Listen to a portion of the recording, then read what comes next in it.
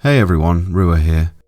I noticed that I've yet to cover what jobs I actually enjoy playing. You might think that since I've covered a lot of job guides on this channel, I'd enjoy playing all I have. Sort of. No matter how much they try, most have their favourite jobs they like to play, in group content or for just messing around on. So, what follows is a fun little video where I go into the jobs that I enjoy playing. This pretty much goes without saying, but no preferred gaming style suits all, so this is all subjective. Tiering jobs on an overall hierarchy in this game just isn't practical given how situational everything is, and the codependency jobs have on one another. That's just how MMOs are. Number 5. Looking back on it now, my Red Mage job guide predates the major updates it got, which fundamentally changed its playstyle, community appreciation, and overall appeal. Even before this monumental update, I had been playing Red Mage as a job I liked to solo on, to push the limits of how far I could really go as a true combat mage. Honestly, Red Mage has always had that appeal to players, going all the way back to the level 75 cap era. Avesta immortalized that, and likely encouraged others to give it a go.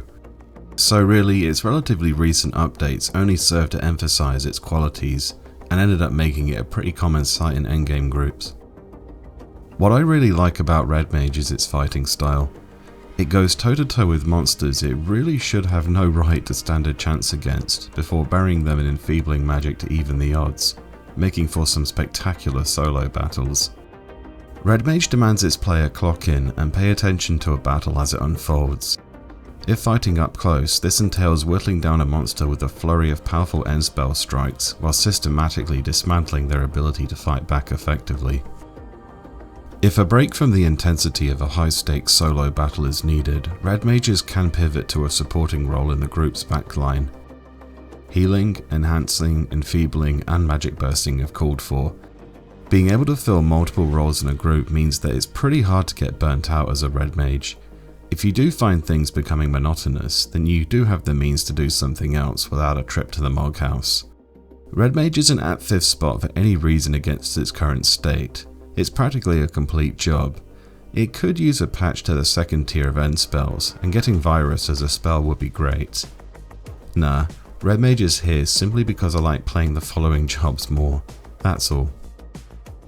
Number 4. Puppet Master was the 3rd job guide I made, and although the job has changed precious little since that time, I've turned what was a bit of a love-hate relationship into something more consistent. I think the Odyssey gear editions, namely the Ampaka and Nayame sets, did a lot to affect that about face by giving Puppet Masters sets they can use to better fight alongside their automatons, finally delivering on a core fundamental design choice of the job. If you've been doing the Frog Ambuscade this month as much as the average person I know, then you've undoubtedly come across squads of Puppet Masters tearing it apart with absurd ease, showcasing how powerful automatons can be under overdrive. Puppet Master in this instance must have felt like a logical pivot to players who bandwagon Beastmaster and abused Unleash until the distance nerf hit. You can opt to play the job that way. I just prefer to fight alongside the automaton now that I have the means to effectively do so. What I've always liked about Puppet Master was the concept of the job, how incredibly customizable the automaton is with its own equipment selection screen, and how it can be made to meet practically any situation. Proper customization demands situational awareness, and a keen mind for preempting battle conditions. It appeals to the strategist in me, I suppose. Puppet Master was also the first job I took all the way to level 75 cap completely solo, a product of its time, but it's therefore largely responsible for my understanding of game mechanics, and for that I'm ever grateful. Puppet Master continues to surprise me after all this time, which is quite an achievement in of itself. For a job most have billed as a niche tank, myself included admittedly, there's a great depth and range to what Puppet Master is capable of. It remains a brilliant solo fighter, but has application in a group, even if awareness of what it offers is seldom known. I've made my thoughts known that I think the physical damage of automatons needs increasing somehow, but recently I've been seeing how far I can take its Spirit Reaver automaton with some very promising results. Number 3. If you're looking for the DPS job with the fastest and most intense fighting style, then you're not topping Dancer. This is a job that demands its player plan ahead, know how to time weapon skills, what flourishes to use and when, be aware of their reuse timers and manage several resources at once. It's a hefty demand for sure, but when mastered, good God, the amount of damage dancers can put out is absolutely staggering. Think of it as more like a breakdance than a power slide. It's a gradual build-up rather than one drastic shot at glory. I've more than a few DPS jobs currently geared, but precious few of them see as much use as Dancer does. Which is odd, since Dancer isn't a true heavy DPS. It's a support DPS complete with enfeebling steps, enhancing sambas, and healing waltzes. It really is close to being my favourite DPS, and I think the reason why is because it's almost the complete package you'd want from a frontline fighter, while also being an absolute joy to play when going full tilt. Dancer doubles as a brilliant support healer, giving actual healers a much welcome relief and wider margin for error. Its steps stack with other debuffs, and when done so, cripple a monster's defences. Its own defences are stellar as well. It's one of the only DPS jobs that can bypass the PDT cap with Fan Dance, or fight in a pure mitigation set and not lose DPS potential with Saber Dance. It can even sit in its mitigation set and keep itself and its fellows alive by spamming waltzes, AoE and single target both.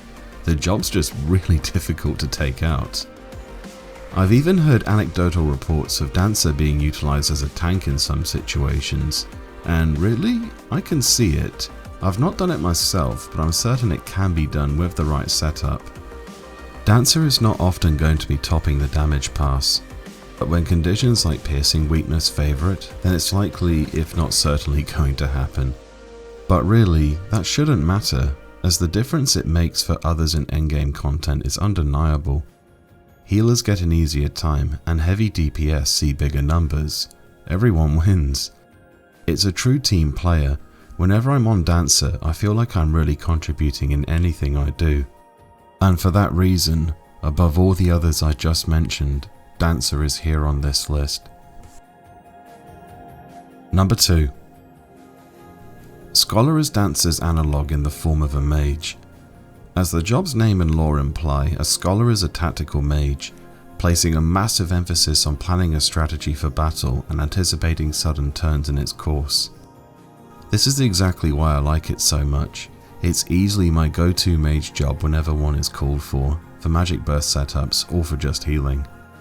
I understand that the majority of the player base still considers Scholar a skill chain generator, but for those who started Odyssey statics likely soon saw that that is like floating in a lake that's really fathoms deep. That's still one of its functions, a damn good function at that, but it's far from its only function worthy of note. During the aforementioned Odyssey statics, new statics likely got a lesson in how well Scholar performs when played to its maximum, switching between arts as needed, maximizing Helix damage output and reverting to healing when things look like they're about to go south.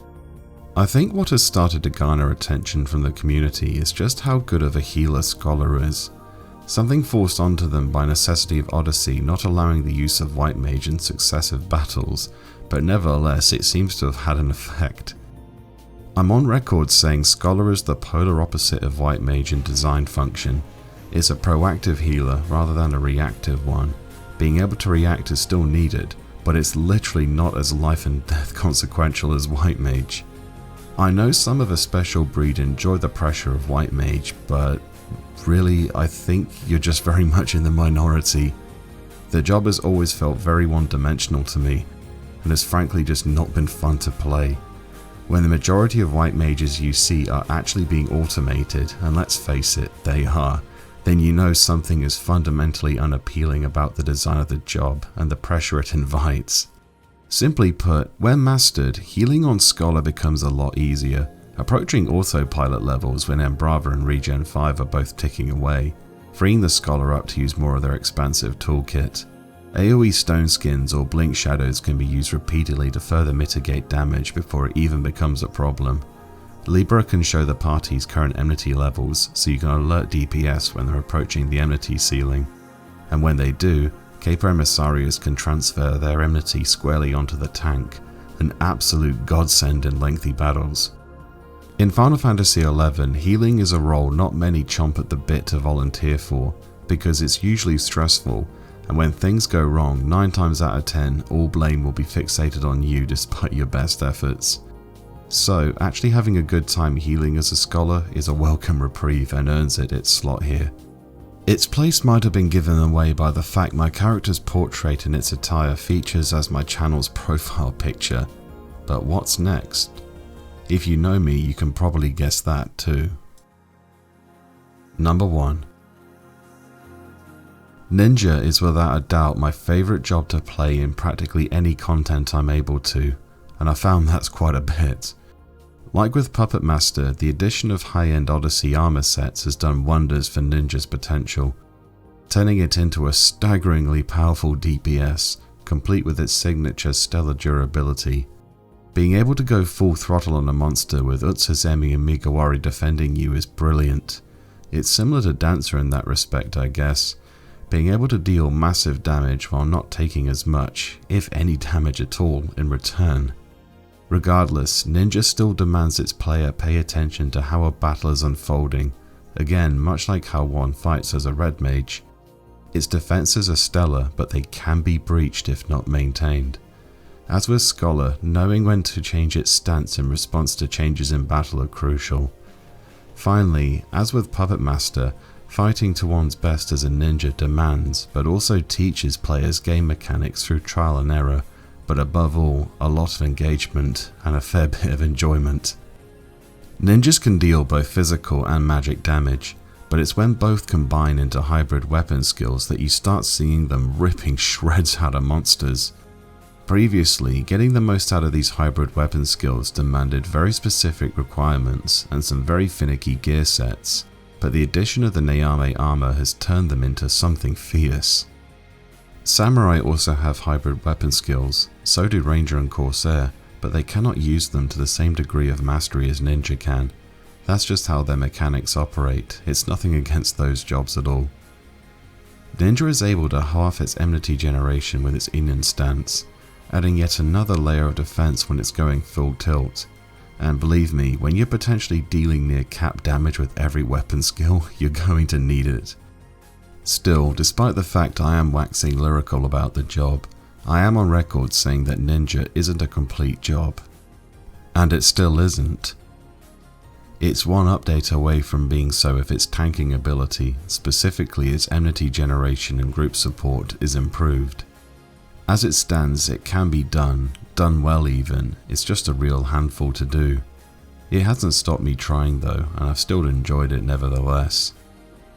The progression I went through to approach the job, understand it, gear it to its maximum, and then truly master it felt like an adventure in of itself, and really defined my affinity for it. That sounds really odd, I know, but please hear me out. Convincing folk to let me bring Red Mage, Dancer, Scholar, and even Puppet Master, jobs that have all featured in this video, on occasion to endgame content was fairly simple, as there were varying levels of established awareness around those jobs, so convincing people to take a chance and experiment wasn't too difficult. Ninja, on the other hand, had effectively been in the wilderness, so I really had to go out of my way to make an impression, to put my best foot forward. Seeing hard work be validated like that, for the pieces to all fall into place while I climbed the progression ladder, is up there with my highest achievements during my time in Final Fantasy XI.